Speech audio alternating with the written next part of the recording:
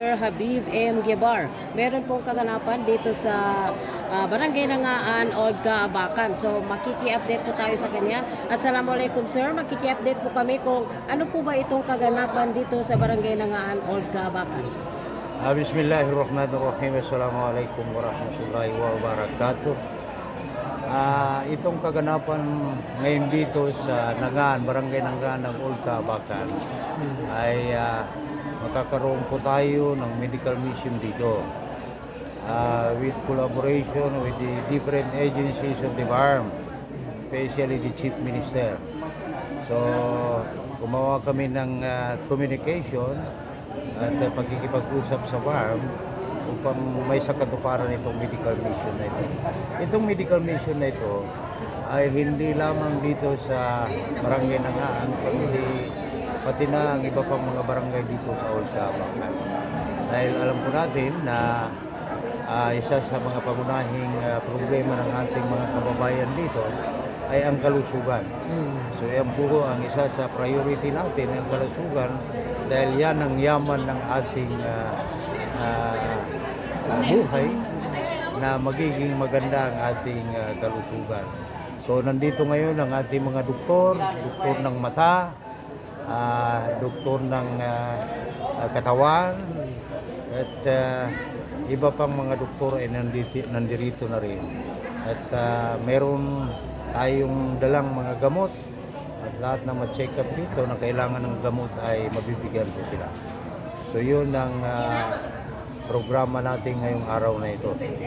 Bukas ay isa rin, naka-schedule pa rin tayo sa isang barangay pa rin at ganito rin po ang mangyayari. At namimigay po rin tayo ng libreng wheelchair.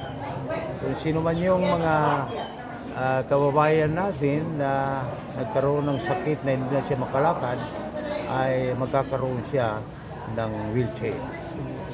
Sir, hanggang kailan po ba ito tatagal itong medical mission po ng inyong team? Gaya na nasabi ko kanina, lahat ng barangay dito sa Olga, Abacan ay magkakaroon ng medical mission.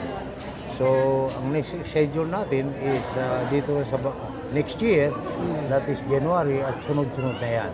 Naka-schedule na tayo sa January dito sa Barangay Simuni at Barangay Pantad, at ganun din ang Barangay Buluan and Sanggadong.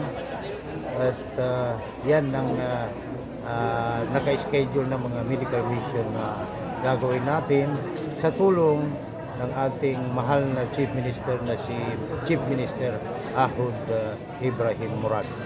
Sir, bukod po sa kalusugan, ano po bang aasahan sa inyong team po? Actually, marami tayong mga programa at plano. Dahil alam niyo, itong Olga, Abacan na ito, itong bagong bayan na ito, ay hindi sa ipinagyayabang natin, ay dito rin natin makikita yung mga tourism site. So dito sa barangay na ito kung saan tayo nakatayo ngayon, ay meron tayong falls dito na napakagandang falls.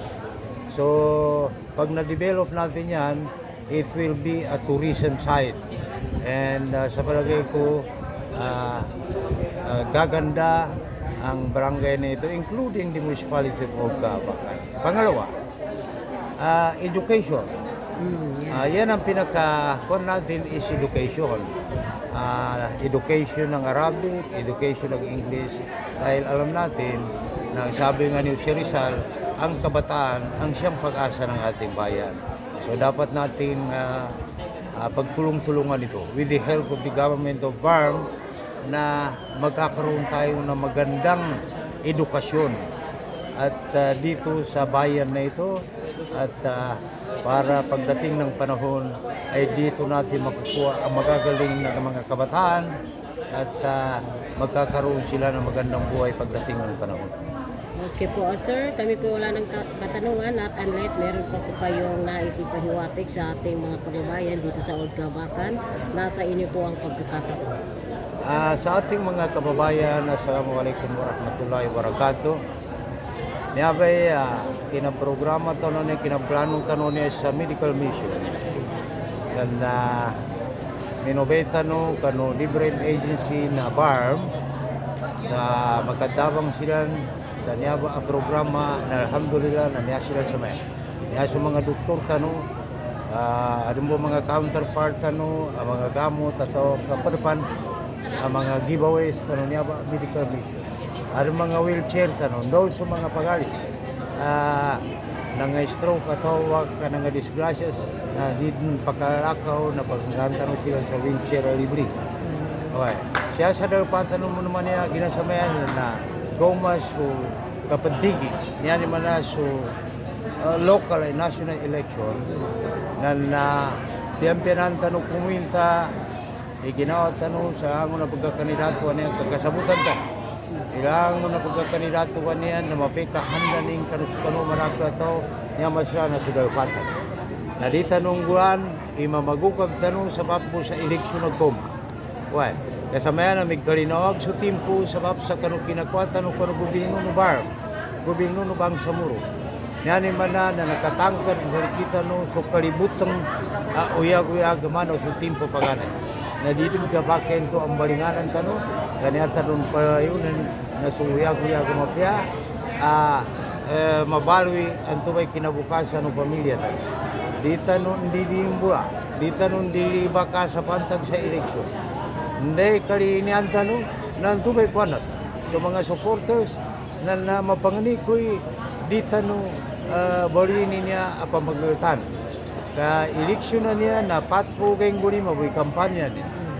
Kapambuto sa Sagaybo na mabinasa so papagalya sa map sa eleksyon na di mapya. Anto ba sa may mapangani ko saki ko ng paginagke sa may. Na ibag-intriga ko ginawa ko sa kanun sa pangagiya ko sa makya. Okay. Na inshallah na masasamaya ipangarap tanong. At o ka-vision tanong kanun niya abagwa munisipyo tanong. Sa magkagapya kanong marakta tao, kapya so darpat tanong inshallah. Nalantuba sa mito. Assalamualaikum warahmatullahi ta'ala wabarakatuh.